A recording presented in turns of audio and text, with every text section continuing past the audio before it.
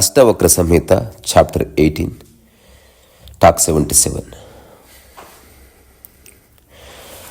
మనసు యొక్క మూల స్వభావం ప్రతి నిమిషం దేని వెంటనో పరిగెత్తడం, ఏదో సాధించాలనుకోవడం, ఏదో రుజువు చేయాలనుకోవడం, సరళతని సంక్లిష్టంగా మార్చుకోవడం.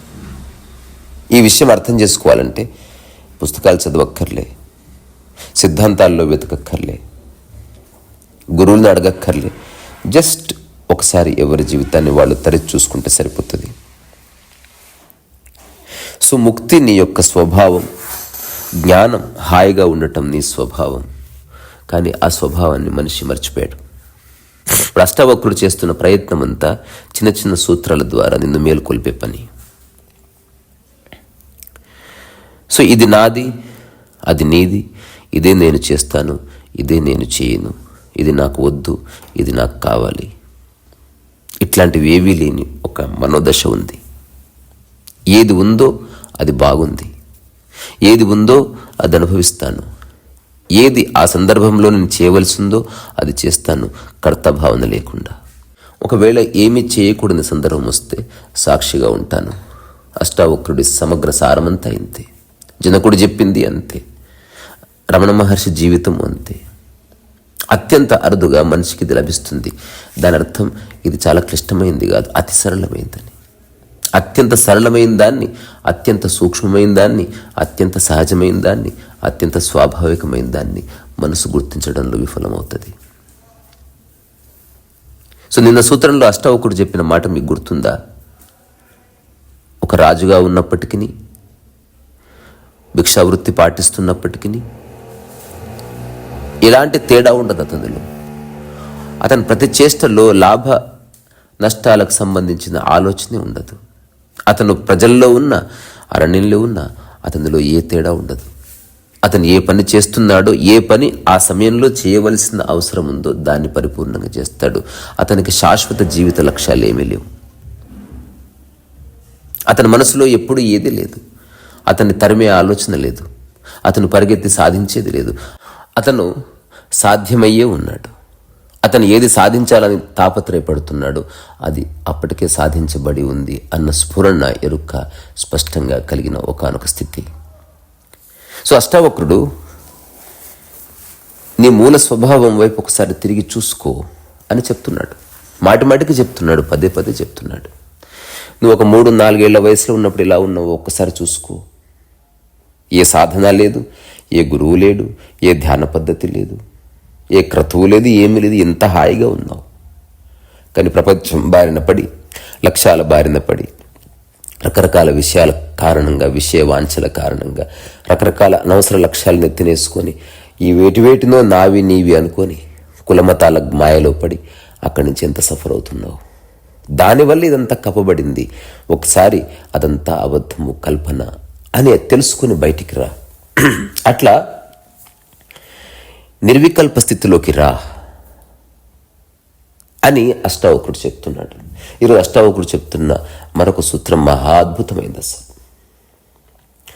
క్వ ధర్మః క్వచ వా కామః క్వచార్థః క్వ వివేకత ఇదం కృతమిదం నేతి ద్వంద్వైర్యుక్తస్య యోగినా. ద్వంద్వై ముక్తస్య యోగినా. ఎక్కడ ద్వంద్వం ఉండదో అక్కడే ముక్తి ఉంది. ఇది రాసి పెట్టుకోండి. మీ జీవితంలో ఎంత సాధించారు, ఎంత డబ్బు సంపాదించారు, ఎంతమంది మిత్రులు ఉన్నారు, ఎంత అవార్డ్స్ వచ్చాయి, ఎంతమంది అభిమానులు ఉన్నారు, అవన్నీ నిరర్థకం. గుర్తుపెట్టుకోండి, నిరర్థకం. మిమ్మల్ని బాధించే అంశం ఉంది, ద్వంద్వం ఉంది, అక్కడ బాధ ఉంది. ద్వంద్వం ఉంది, అక్కడ యుద్ధం ఉంది. ద్వంద్వం ఉంది, అక్కడ వివాదం ఉంది. ద్వంద్వం ఉంది, అక్కడ వాగ్వివాదం ఉంది. ద్వంద్వం ఉంది, ఘర్షణ ఉంది. సో బాహ్య ద్వంద్వాలు వదిలేద్దాం, మానసిక ద్వంద్వాల నుంచి బయటపడాలి. బయట రెండున్నాయి, కానీ మనసులో రెండు లేకుండా చూసుకో. క్వ ధర్మః క్వ చవా కామః క్వ చార్థ క్వ వివేకత ఇదం కృత మిదం నేతి ద్వంద్వై ముక్తస్య యోగిన. ఇది చేయబడింది, ఇది చేయబడలేదు అనే ద్వంద్వాల నుంచి విముక్తుడైన యోగికి ధర్మం ఎక్కడ, కామం ఎక్కడ, అర్థం ఎక్కడ, వివేకం ఎక్కడ, జ్ఞానం ఎక్కడ, వివేక జ్ఞానం ఎక్కడ అంటున్నాడు. అసలు ఇలాంటి సూత్రం ఈ మానవ జాతి మీద ఆవిర్భవించిన ఎన్నో ఆధ్యాత్మిక గ్రంథాలు ఎక్కడైనా ఉందా? ఎక్కడైనా చేయమనే చెప్తున్నారు. కానీ నిజంగా ద్వంద్వం పోయిన తర్వాత, కర్త పోయిన తర్వాత ఇక చేయడానికి ఏముంది? నేను చాలాసార్లు ఈ ఎగ్జాంపుల్ ఇచ్చున్నాను. మీరు అడవిలో ఒక్కరే ఉన్నారనుకో, ఇది నేను చేశానని ఎప్పుడన్నా చెప్పుకుంటారా? వేరేవాడు వచ్చినప్పుడే ఇది నేను చేశాను, అది నువ్వు చేశావు, నీకంటే నేను బాగా చేశాను, నేనే గొప్ప. మళ్ళీ 100 మంది వచ్చారు, 100 మందిలో 70 మంది ఒకరిని మెచ్చుకున్నాడు, అహంకారం స్టార్ట్ అయింది. ఆ 30 మంది ఎవరినైతే మెచ్చుకున్నాడో అతనికి బాధ స్టార్ట్ అయింది. అతను నీకంటే బాగా ఎదగాలని ట్రై చేస్తున్నాడు. ఇదంతా అనవసర రసభాష. ఇది చేయబడింది, ఇది చేయబడలేదు. ఇదం కృత మిదం నేతి. ఇది చేయబడింది, ఇది చేయబడలేదు అని ఈ విధమైన ద్వంద్వం నుంచి విముక్తమైన యోగికి ధర్మం ఎక్కడ, కామం ఎక్కడ, అర్థం ఎక్కడ, వివేక జ్ఞానం ఎక్కడ? ఇక్కడ అర్థం చేసుకోవాల్సిన ఒక రహస్యం. సిద్ధాంతంలో నుంచి ధర్మం మాట్లాడేవాడు వేడు, సిద్ధాంతాన్ని ఆధారం చేసుకొని కామం గురించి మాట్లాడేవాడు, అర్థం గురించి మాట్లాడేవాడు, వివేకం గురించి మాట్లాడేవాడు మనం చాలా మందిని చూసాం. His every action prescribed by a dogma, a sacred text. అష్టవక్రుడు అసలు అన్నిటి నుంచి బయటికి రా, స్వయం స్ఫురణలో నుంచి ద్వంద్వానికి అతీతంగా పనిచేయి. ఎప్పుడైనా ఈ చిన్న విషయాన్ని స్ఫురణలో ఉంచుకోండి. నువ్వు చేసే ప్రతి కదలికలో నేనున్నాను అని అనిపించడానికి కారణం ఇంకెవరినో నువ్వు దృష్టిలో పెట్టుకొని చేస్తున్నావు, ఇంకా దేన్నో సాధించడానికి చేస్తున్నావు. సో మనిషి డబ్బు సంపాదించడం వెనుక కారణం, దాని వెనుక పరిగెత్తడానికి కారణం అదే. సో మనిషి కామవాసన కారణం వేరే వ్యక్తి, అట్లాగే మనిషి ధర్మానికి కారణం కూడా వేరే వ్యక్తి. పరధర్మం ఉంది, తద్వారా స్వధర్మం ఉంది. కానీ ధర్మం వీటికి అతీతం. సో ఇప్పుడు సమాజం నీకు ఇచ్చిన రకరకాల డెఫినేషన్స్ ఆధారం చేసుకుని నువ్వు ధర్మపరాయణుడిగా ఉండడం అనేది ఒక చేష్ట. ఇప్పుడు అష్టవక్రుడు చెప్తున్న ధర్మం ఒకవేళ ఉంటే అది నీ సందర్భ జ్ఞానం అవ్వాలి. కర్తాభావన లేకుండా చేసేది అంతా నీకు సహజ ధర్మం అవుతుంది. కానీ ఈ ప్రాపంచికంగా ఏదైతే ధర్మం ఉందో, ప్రాపంచిక అవసరాల కోసం కామం ఉందో, ప్రాపంచిక అవసరాల కోసం వివేకం ఉందో, ఇప్పుడు ఏది మంచి చెడు అని నువ్వు నిర్ణయించడానికి కారణం ఏమిటి? అసలు సరిగ్గా ఆలోచిస్తే వేరేవాడే. సో నీ జీవితంలో నీకంటే అత్యంత ముఖ్యమైన పాత్ర పోషిస్తున్నది వేరే. ద్వంద్వము నీ జీవితానికి ఆధారం. అందుకని ఒక నిశ్చయ జ్ఞానాన్ని మనిషి పొంది అక్కడి నుంచి వీటన్నిటికీ అతీతంగా కదలాలి. సో వీటన్నిటికీ ఆధారం ఏమిటి? నేను అన్న భావన. నేను అన్న భావన ఎంత బలంగా ఉంటే నువ్వు చేసే సేవ అంత బలంగా చేసినట్టుగా అనిపిస్తుంది, నువ్వు సాధించింది నిలబడ్డట్టుగా అనిపిస్తుంది, నీకు పేరున్నట్టుగా అనిపిస్తుంది, నువ్వు ఒక ప్రత్యేకమైన వ్యక్తి ఉన్నట్టుగా అనిపిస్తుంది. నేను పడిపోగానే అన్నీ పడిపోతున్నాయి. నిద్రలో నీ ధర్మమేమి? నిద్రలో నీ కామం ఎక్కడ పోయింది? నిద్రలో నీ అర్థం ఎక్కడ పోయింది? నిద్రలో అప్పుడప్పుడు కామం ఉండొచ్చు, ఆలోచనల వల్ల ధర్మము అర్థం ఉండే అవకాశం లేదు. నిద్రలో వివేకం, కళల్లో ఏది మంచి కళ, ఏది చెడ్డ కళ అని ఎట్లా అనుకుంటావు? ఇదంతా కర్త ఉన్నప్పుడే. సో కర్త పోతే తప్ప నీకు విముక్తి లేదు. ఇదం కృత మిదం నేతి ద్వంద్వై ముక్తస్య యోగిన. ద్వంద్వం అనే ఒకానొక ఫెనామినా నుంచి యోగి యొక్క మనస్సు బయటపడ్డప్పుడే మనిషి ముక్తిని అనుభవిస్తాడు అని అష్టవక్రుడు చెప్తున్నాడు. ఇది నేను కూడా చెప్తున్నాను. ఆ తర్వాత అష్టవక్రుడు జనకుడితో అంటున్నాడు, కృత్యం కిమపి నేవా నకాపి హృది రంజన యదా జీవనమేవేహ జీవన్ముక్తస్య యోగినా. జీవన్ముక్త యోగికి కర్తవ్య కర్మం ఏది ఉండదు, హృదయంలో ఏ అనురాగం ఉండదు. ఈ ఇహలోకంలో యథాజీవనం కర్మానుసారం భోగభాగ్యాలు కలుగుతుంటాయి. ఈ ఇహలోకంలో యథాజీవనం కర్మానుసారం అట్లా పనిచేస్తూ ఉంటే అట్లా ఏదో జరుగుతుంది. సో జస్ట్ యథా జీవిస్తూ ఉంటే రావాల్సింది వస్తుంది, పోవలసింది పోతుంది. ఈ రెండింటితో నీకు సంబంధం లేదు. జీవితం ఎట్లా ఉందో అట్లా దర్శించు. కానీ మనిషి యొక్క ప్రవృత్తి ఏమిటి?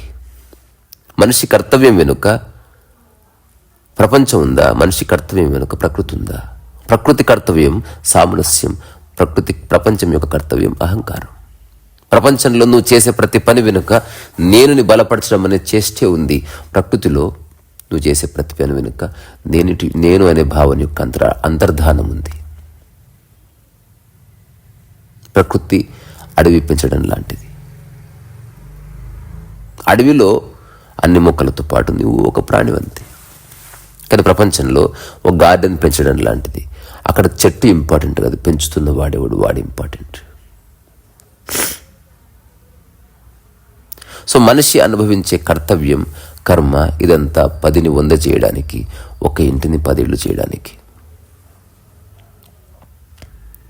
సో హృదయంలో ఏ అనురాగం లేదు, ఎవరి మీద లేదు, అట్లా వస్తువు మీద లేదు, సిద్ధాంతం మీద లేదు, మనిషి మీద లేదు. అలాంటి స్థితి మీరు ఎప్పుడన్నా అనుభవించారా? మిమ్మల్ని బాధించేది ఏమిటి? నేను అనే భావన బాధిస్తుంది, భేదభావం బాధిస్తుంది, ద్వంద్వం బాధిస్తుంది, అనురాగం బాధిస్తుంది, మమత బాధిస్తుంది. వీటిని ఒకసారి పక్కకు జరిపి చూడండి.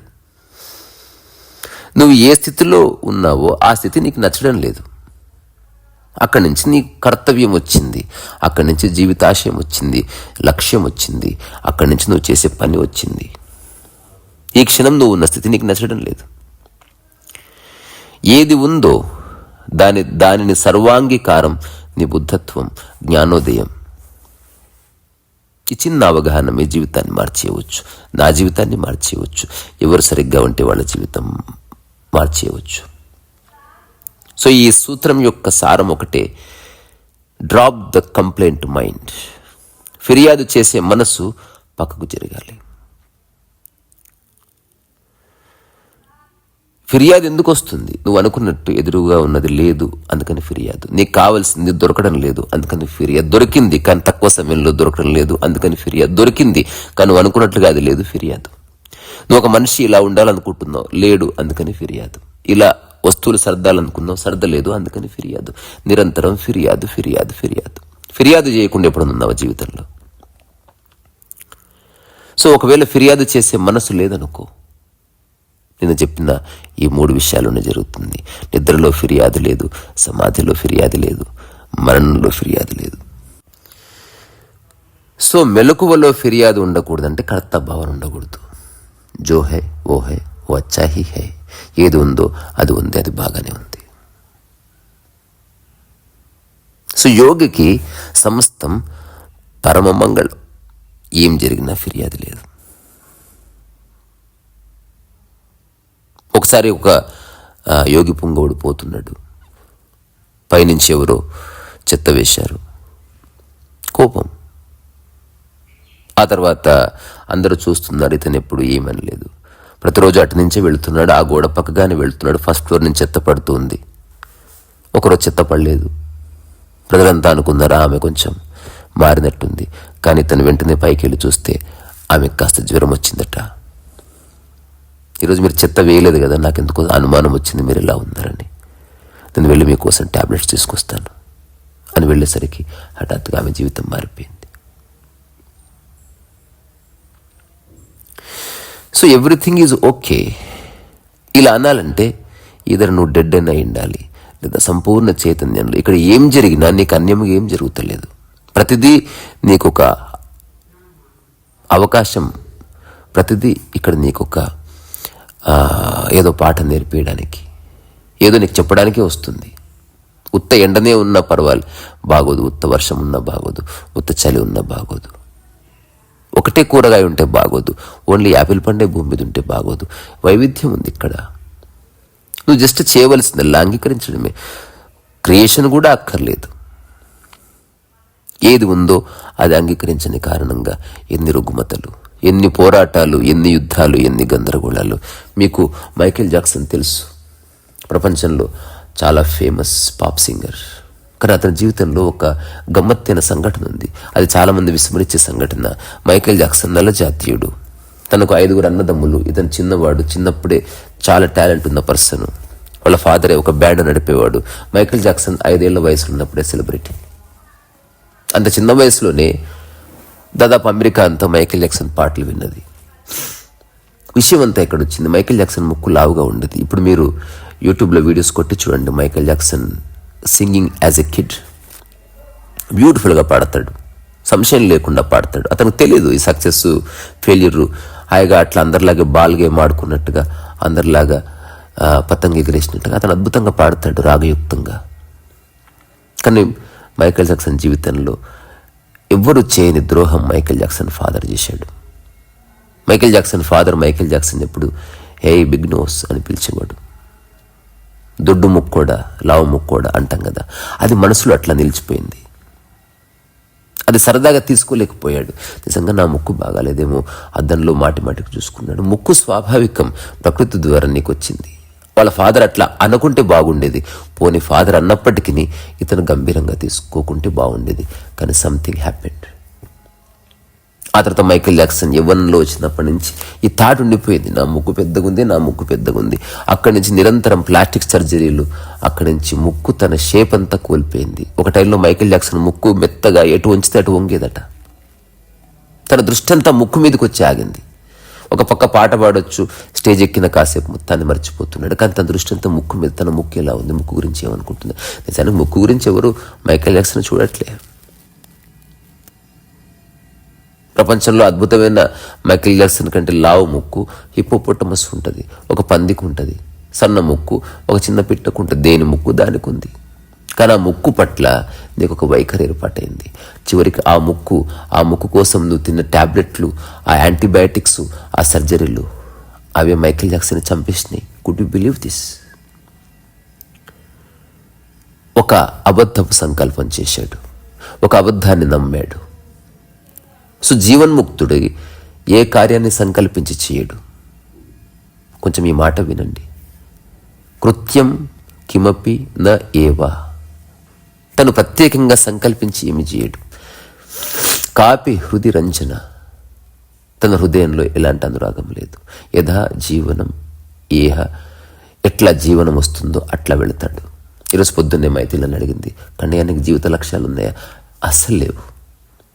మరి నీ జీవితం ఎట్లా అంటే, ఈ క్షణం బాగున్నాను, ఈ క్షణం నా శరీరం బాగుంది, ఈరోజు పొద్దున్నే వంట చేశాను, ఆ భోజనం మధ్యాహ్నం చేస్తాను, ఈరోజు తినడానికి రాత్రికి డబ్బులు ఉన్నాయి, రేపు పొద్దునకి ఉన్నాయి, ఈరోజు చేసుకోవడానికి పెయింటింగ్ చేసుకోవడానికి ఒక క్యాన్వాస్ ఉంది. ఈరోజు దీన్ని సక్రమంగా వినియోగించుకుంటే ఇది రేపటికి దారి చూపిస్తుంది. ఏ రోజు ఆ రోజు. అట్లా 2009 నుంచి ఏ రోజుకి ఆ రోజు బాగుంటున్నాను, ఏ రోజులో ఏ గంటకు ఆ గంట బాగున్నాను, ఏ గంటలో ఏ నిమిషానికి ఆ నిమిషం, ఏ నిమిషంలో ఏ సెకండ్కి ఆ సెకండ్. అలాగని ఇది మెకానికల్గా కాన్షియస్గా మైకేల్ జాక్సన్ తన ముక్కు మీద దృష్టి పెట్టినట్టు చేస్తున్న పని కాదు. అబ్సల్యూట్లీ కాదు. సో అందుకే ఈ విషయాన్ని అర్థం చేసుకోవాలి. ఏం జరిగినా ఫిర్యాదు లేదు. నన్ను చాలామంది 2009 తర్వాత ఎన్నెన్నో సలహాలు ఇచ్చారు. ఒకసారి నేను బిగ్ బజార్లో బొమ్మలు వేస్తుంటే ఒక మిత్రుడు నా దగ్గరకు వచ్చాడు. అతను కూడా వచ్చాడు. ఆ రోజు అదృష్టవశాత్తు మా మిత్రుడిని కాస్త ఇన్స్పైర్ చేయడానికి అన్నట్టుగా ఒక 50-60 మంది పోటీ పడుతున్నారు నాతో బొమ్మ వేయించుకోవడానికి. ఆ రోజు నాకు హయ్యెస్ట్ ఒక 3,000-4,000 వచ్చాయి. ప్రతి ఒక్కరు 50 రూపాయలు ఇచ్చారు కాబట్టి ఫైన్. తర్వాత ఒక రెస్టారెంట్లో నేనే భోజనం తినిపించాను. ఇదంతా చూసిన మిత్రుడు నాతో ఒక మాట అన్నాడు, ఇదంతా బాగుంది కానీ సెక్యూరిటీ ఎట్లా అన్నాడు. నేను సెక్యూరిటీ అంటే ఎంతకాలం బొమ్మలేస్తావు ఇట్లా? ఈరోజు అంటే 50 మంది వచ్చారు, ఒకరోజు రాకపోతే ఏం చేస్తావు? ఈరోజు అంటే చేయి పని చేస్తుంది, రేపు చేయి పని చేయకపోతే ఏం చేస్తావు? అందుకే ఏదన్నా గవర్నమెంట్ ఉద్యోగం తెచ్చుకో. అప్పుడు నువ్వు ఎలా ఉన్నా నీకు కొంత డబ్బు వస్తుంది కాబట్టి హాయిగా బతకొచ్చు. ఆ రాత్రి నిద్రపోలేకపోయాను అసలు. అతను నా మస్తిష్కాన్ని ఒక కుదిపైపోయాడు. ఎట్లయితే మైకేల్ జాక్సన్ వాళ్ళ ఫాదరు అన్న మాటను మైకేల్ జాక్సన్ గంభీరంగా తీసుకున్నాడు, ఈ మిత్రుడు అన్న మాట నేను గంభీరంగా తీసుకున్నాను. నెక్స్ట్ వీక్ నేను బిగ్ బజార్ వెళ్ళి బొమ్మలు వేస్తుంటే నాకు అసలు పెన్సిల్ కదలట్లే. నాకు ఇదే ఆలోచన వస్తుంది, ఇప్పుడు హఠాత్తుగా నా చేయి పడిపోతే ఎట్లా, నన్ను ఎవరు చూసుకుంటారు? అప్పుడు ఆ మిత్రుడు అన్న మాట గుర్తొచ్చింది, నువ్వు ఎగురుతున్నావు గాల్లో బాగుంది, కానీ నేల గ్రౌండ్ ఉండాలి. ఒకవేళ గ్రౌండ్ లేకుండా ఎగిరితే మూతిపళ్ళు రాలితే అన్నాడు. అందుకే నేను ఉద్యోగం తెచ్చుకున్నాను. ఇప్పుడు నా గ్రౌండ్ ప్రిపేర్ అయింది. ఇప్పుడు నేను ఎగరగలను, దుంకగలను. బికాజ్ ఏదేమైనా నెలకు నాకు కొంత డబ్బు వస్తుంది. ఇప్పుడు నేను చేసే పనిలో క్వాలిటీ ఉందా లేదా ఇర్రెలవెంట్. కానీ నాకు డబ్బు వస్తుంది. నీవు ఆ 50 రూపాయలు రావాలంటే నిరంతరం అప్రమత్తంగా ఉండాలి, నిరంతరం మంచిగా బొమ్మేయాలి, నిరంతరం నువ్వు క్వాలిటీని మెయింటైన్ చేయాలి. ఎంత కష్టం. ఒక 5-6 నెలలు నా మనసులో లేదు అసలు.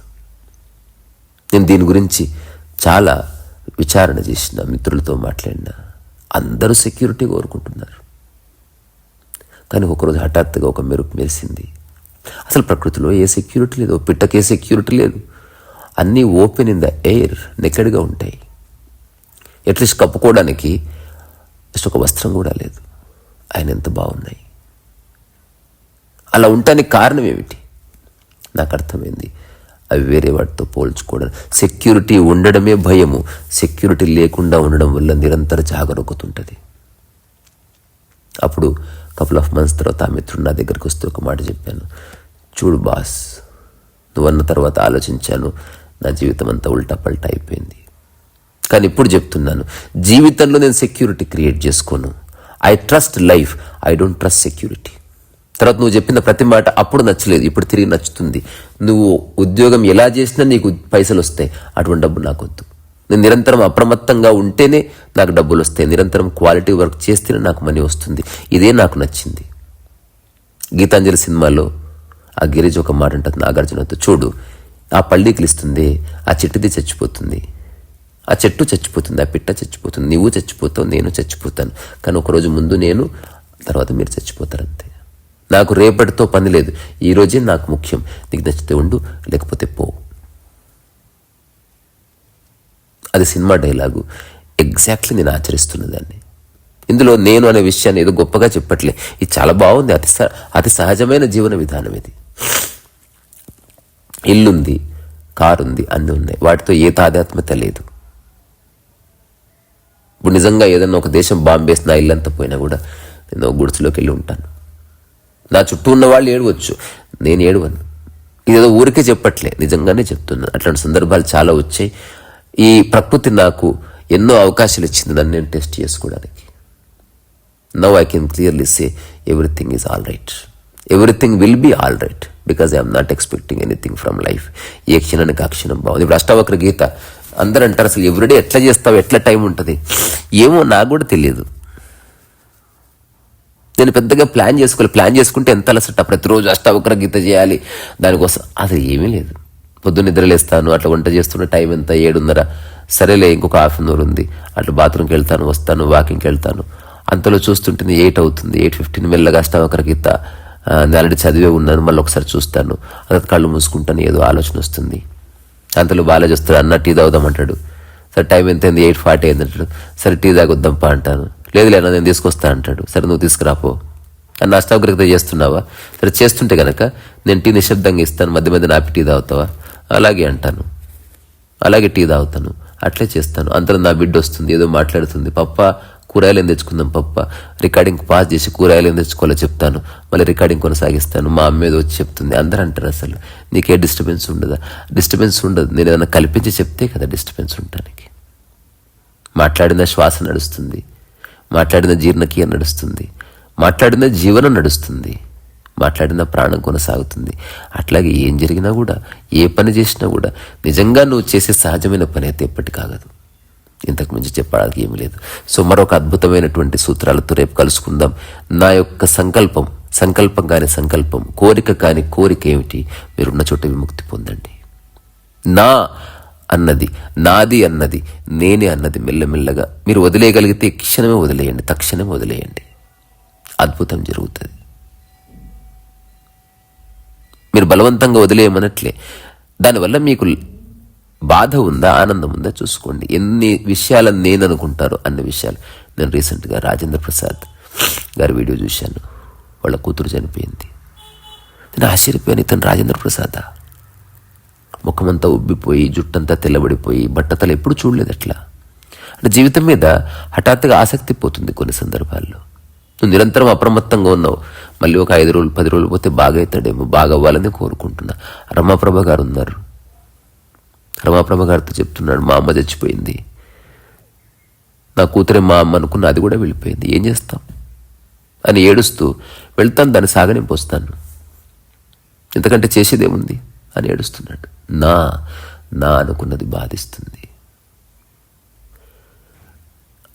అందటితో ఉండు, అన్నిటితో చనువు ఉండని, కావలసిన కర్మ చేయి, ప్రారబ్ధవశాత్తు చేయవలసినవి చేయి, నా అన్నది ఒక్కటి దయచేసి తీసేయండి. ఇదంతా ఆషమాషి కాని విషయంగా అనిపిస్తుంది, కానీ ఒక్క వస్తువుతో మొదలు పెట్టండి. మీ మొబైల్ మీరు రోజు వాడుతున్నారు, అది నాది కాదనుకొని ఉపయోగించండి. అది మీ దగ్గరే ఉంటుంది, మీ ఒళ్ళోనే ఉంటుంది, మీ పక్కనే ఉంటుంది. అయినప్పటికీ నాది కాదు. హఠాత్ ఒకరోజు పోయింది. నాది అనుకున్నారా, బాధ ఉంది. నాది కాదనుకున్నారా, వెతుకుతారు. పోకముందు మీ యొక్క మానసిక స్థితి ఎలా ఉందో పోయిన తర్వాత అలాగే ఉంటుంది. మా బంగారు గదు, ఇంత చిన్న విషయం, ఎన్ని వేదాలు చదివినా ఇక్కడికి రావాల్సిందే, ఎన్ని ధ్యానాలు చేసినా, ఎన్ని సాధనలు చేసినా, ఎన్ని సంకల్పాలు చేసినా ఇదే చివరి మజిలీ. నా మిగిలిందా అంతా బక్వాస్. 2 రోజుల్లో నా పోగొట్టుకున్నావా, నా పడిపోవడంతో అన్న పడిపోతే. అందుకే ఈ విషయాన్ని గుర్తుపెట్టుకోండి. మాటి మాటికి పదే చెప్తున్నా. నేను సామాన్యుణ్ణి, అయినప్పటికీ కొన్ని విషయాలు చెప్తున్నాను. ఇదొక పరమ రహస్యం. నిద్రలో నువ్వు అనుభవించే స్థితి, నా అన్నది లేకుండా మెలకువలో నువ్వు అనుభవించే స్థితి, మరణంలో నువ్వు అనుభవించే స్థితి ఒక్కటే. ఇది ఒక్కటి రాసి పెట్టుకోండి నా కోసం. మెలకువలో నా ఉందా, అది మెలకువ కాదు, సంథింగ్ ఎల్స్, ప్రపంచం అది. సో సంకల్పాలు ఉండని, కానీ తాత్కాలిక సంకల్పాలు ఉండని, జీవితానికి సంబంధించిన పరమ సంకల్పాలు నిన్ను బాధిస్తాయి. సో సంకల్పరాహిత్యం గల జీవన్ముక్తుడికి వేటి మీద మోహం, అనురాగం, మమత ఉండదు. సో మమతానురాగాలు తీసేసేయండి, రాగద్వేషాలు తీసేసేయండి. అది నువ్వు తీసేయాలంటే తీసేయలేవు. నా అన్నది పడిపోతే అవి ఆటోమేటిక్గా పడిపోతాయి. ఆధ్యాత్మికత యొక్క పరమ సత్యము చర్మస్థాయి ఇంతే. అది ఈ క్షణమే, ఇప్పుడే అందుబాటులో ఉంది. ఒక జెన్ మాస్టర్ చెప్పిన మాట చెప్పి ముగిస్తా. ఇది అర్థం చేసుకోవడానికి సెకండ్ కాలం లేదా కొన్ని లక్షల సంవత్సరాలు పట్టొచ్చు. ఎంత తరికిస్తే అంత ఆలస్యం. చూడు విషయాన్ని. నా అన్నది నిన్ను బాధిస్తుంది, అవునా కాదా? నా తీసేసి ఒక వస్తువు వాడు చూడు, బాధ ఉందా లేదా? ప్రత్యక్షం కిం ప్రమాణం. ఇక్కడి నుంచి మీ యొక్క ఓపిక శిరస్సు ఉంచి నమస్కారం చేస్తున్నా. మీలో నా పోవాలని నేను మనస్ఫూర్తిగా మిమ్మల్ని ఆశీర్వదిస్తున్నా, కోరుకుంటున్నా. ఒక మిత్రుడిగా, ఒక అనామకుడిగా మీలో ఉన్న అనామకత్వానికి నా అనామకత్వంతో కౌగిలి పాద నమస్కారం. ప్రియ సరస్సు వయసు.